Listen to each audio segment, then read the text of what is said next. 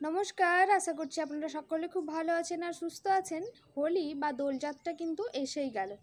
তাহলে জানেন তো, রং লাগালে কিন্তু মিষ্টি খাওয়াতে হয়। আমি কিন্তু আমার প্রস্তুতি ভালো মতো করে নিয়েছি। আপনারা করেছেন কি? যদি না করে থাকেন তাহলে শুধুমাত্র ময়দা দিয়ে একদম মুচমুচে ক্রিস্পি জিলিপি আপনারা বাড়িতেই বানিয়ে নিতে পারেন। রেসিপিটি প্রথম থেকে শেষ পর্যন্ত দেখবেন, আপনাদের খুব ভালো লাগবে, আমি কথা দিচ্ছি। তো আমি জিলেবির সাথে রাবড়িও বানিয়েছিলাম। এই কম্বিনেশনটা আমার খুবই পছন্দ হয়। আপনারা চাইলে রাবড়িটাও বানাতে পারেন, না হলে শুধু জিলিপিটাও বানিয়ে নিতে পারেন। তো সবার প্রথমে রাবড়ি বানাতে যেহেতু অনেকটা টাইম লাগে, তাই আমি 1 প্যাকেট দুধ বা 500 গ্রাম দুধকে ফুটতে বসিয়ে দিয়েছি এক সাইডে। আর একদিকে জিলেপি মিষ্টির যে শিরাটা হয় সেটা বানিয়ে নিচ্ছি। তার জন্য আমি 1.5 কাপ চিনি দিয়েছি, সাথে 1 কাপ আর একটু পরিমাণ জল। এবারে খুব ভালো করে যখন চিনিটা ফুটে উঠবে, একদম আঠালো ভাব করার দরকার নেই, যখনই ফুটে উঠবে চিনিটা গলে যাবে, তখনই সামান্য পরিমাণ আমি এখানে কেশরের ফুড কালারটা দিয়েছি। আপনাদের কাছে যদি কেশর থাকে তাহলে ওটাও দিতে পারেন। তারপরে দেখুন, কেশরটা দেওয়ার পরে কিন্তু গ্যাসের ফ্লেমটা একদম বন্ধ করে দেবো। এই দেখুন, এরম একটা তার ভাব হবে না, কিন্তু একটু চটচটে ভাব হবে। সেই অবস্থায় শিরাটাকে নামিয়ে রেখে দেবো এক সাইডে। আর এদিকে দেখুন, রাবড়ির দুধটাও অনেকটা ঘন হয়ে এসেছে। এই পর্যায়ে দুধটা যাতে একবারে ঘন হয়ে যায়, তার জন্য আমি এখানে একটা মিক্সিং বলে নিয়েছি।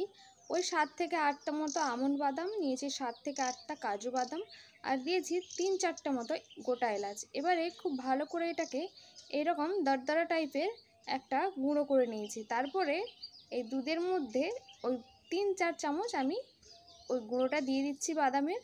তাহলে দেখবেন, যেহেতু কাজু আর আমন্ড দেওয়া আছে, খুব তাড়াতাড়ি দুধটা ঘন হয়ে যাবে আর রাবড়ির স্বাদটা কিন্তু অনেকটাই ভালো আসবে। যেহেতু বাদাম দেওয়া হয়েছে, তাই কিন্তু দুধটাকে অনবরত নেড়ে যেতে হবে, নাহলে কিন্তু নিচে লেগে যেতে পারে। এই দেখুন, ঠিক এরকম একটা থিকনেস দরকার। আর রাবড়ি আমাদের একদম রেডি, এটাকে সাইডে রেখে দিচ্ছি। এবারে জিলিপির ব্যাটারটা বানিয়ে নিচ্ছি। তার জন্য নিয়েছি আমি এখানে 2 কাপ ময়দা, সাথে দেব আমি এখানে এক একদম হাফ টেবিল স্পুন মতো বেকিং সোডা, আপনারা ইনো ব্যবহার করতে পারেন। সাথে দিয়েছি 1 চামচ পরিমাণ ঘি। এবারে সব কিছুকে খুব ভালো করে হাত দিয়ে ওই 1 মিনিট মতো মাখবো। তারপরে এখানে আমি জল দেব। জলের পরিমাণটা য কাপ ময়দা দিয়েছিলেন, ঠিক ত কাপই কিন্তু এখানে জল লাগবে। এর বেশি জল দেওয়া যাবে না, তাহলে কিন্তু জিলেপিগুলো একবারেই মুচমুচে হবে না। প্রথমে দেখুন, আমি 1 কাপ জল দিয়েছিলাম, তারপরে আবারও হাফ কাপ জল দিয়ে খুব ভালো করে মিশিয়েছিলাম। শেষে কিন্তু আরও হাফ কাপ যোগ করেছিলাম, মানে টোটাল 2 কাপ জল আমার লেগেছিল। আপনারা কোয়ান্টিটিগুলো একদম মেজারমেন্ট করে নেবেন, তাহলে কিন্তু কোনো অসুবিধা হবে না, এটুকু বলতে পারি। এই দেখুন, ঠিক এরকম একটা ব্যাটার তৈরি করতে হবে, যেটা ব্লেন্ডারের গায়ে খুব ভালো লাগবে না, এরকম ঝরে ঝরে পড়বে, আর হাত দিয়ে তুললেও কিন্তু ফোঁটা ফোঁটা করে পড়বে। তারপর একটা গ্লাস নিয়েছি, গ্লাসের মধ্যে আমি একটা প্লাস্টিক ব্যাগ দিলাম। আপনাদের কাছে যদি পাইপিং ব্যাগ থাকে, ওই কেক বানানোর ব্যাগগুলো, তাহলে ওটাও নিতে পারেন। তারপর ওর মধ্যে আমি কিছুটা ব্যাটার দিয়ে দিচ্ছি।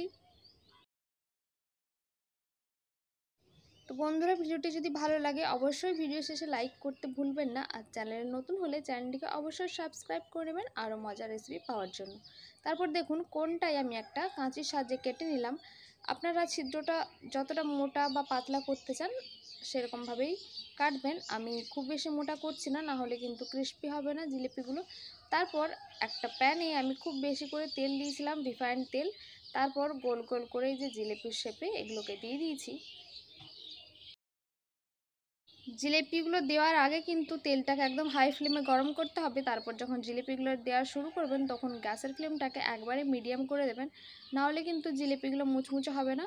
দুবার এপিট ওপিট উল্টে নেব, তারপরে কিন্তু এগুলো এরকম সাদা সাদা ভাব থাকবে, তখন এগুলোকে নামিয়ে নিতে হবে। বেশি লাল করে ভাজার কোনো প্রয়োজন নেই।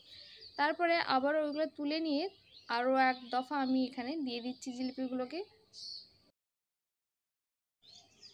এগুলো এদিকে ভাজা হতে থাক, তখনকে ওদিকে চিনির শিরাটা একটু ঠান্ডা হয়ে গিয়েছিল, ওটাকে হালকা করে গরম করে নিয়েছি। তারপরে ভেজে রাখা জিলিপিগুলো এর মধ্যে দিয়ে দেবো।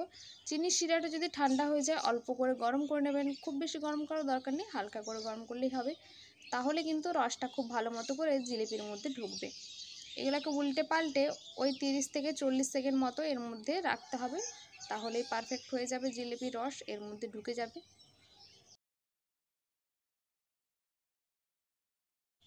তারপর দেখুন, খুব ভালো মতো করে জিলিপিগুলোর মধ্যে রসটা ঢুকে গিয়েছে। এবারে এক এক করে আমি এগুলো তুলে নিচ্ছি। কতটা মুচমুচে হয়েছে দেখে নিশ্চয়ই বুঝতে পারছেন, এগুলো ভেঙে যাচ্ছে, এতটাই মুচমুচে হয়েছে।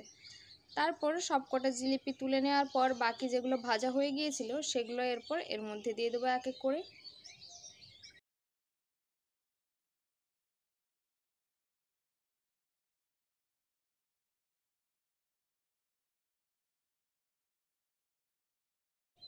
কিছুক্ষণ এগুলোকেও উল্টে পাল্টে রসের মধ্যে ডুবিয়ে নেওয়ার পর এবার এগুলোকেও আস্তে আস্তে করে তুলে নামিয়ে নেব। তাহলে দেখলেন তো কত সহজে জিলিপি মিষ্টি তৈরি করা যায় বাড়িতে, শুধু শুধু দোকানে কিনতে যান আপনারা। তাহলে কেমন লাগলো রেসিপিটি অবশ্যই ভিডিও শেষে কমেন্ট করে জানাবেন। ভালো লাগলে অবশ্যই ভিডিও শেষে লাইক করে, চ্যানেলে নতুন হলে চ্যানেলটিকে সাবস্ক্রাইব করে নেবেন। দেখা হবে পরের আরেকটি ভিডিওতে। ততক্ষণ পর্যন্ত সবাই ভালো থাকবেন, সুস্থ থাকবেন, সকলের খেয়াল রাখবেন আর হোলিতে সকলকে মিষ্টি বানিয়ে খাওয়াবেন। ধন্যবাদ।